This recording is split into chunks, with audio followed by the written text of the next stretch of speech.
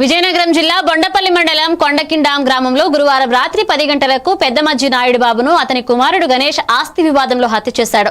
గుణపాం వెనుక భాగంలో తండ్రి గుండెలపై గుద్ది ఆపై ఊపిరాడకుండా చేసి చంపినట్లుగా పోలీసులు తెలిపారు. CI GV Ramana, SI Mahesh సంఘటనా స్థలానికి చేరుకుని వివరాలు సేకరిస్తున్నారు. కుటుంబ సభ్యుల ఫిర్యాదు మేరకు కేసు నమోదు చేస్తామని రమణ తెలిపారు.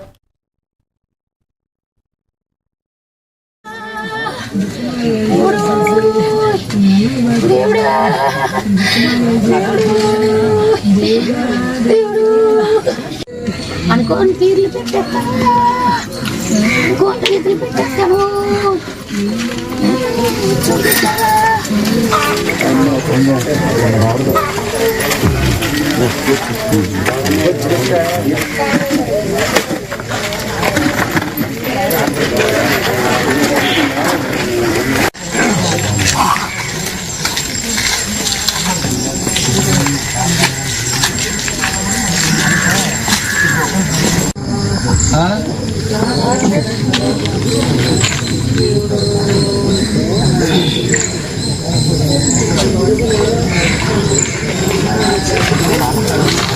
బయటికి పెట్టుకోవాలి.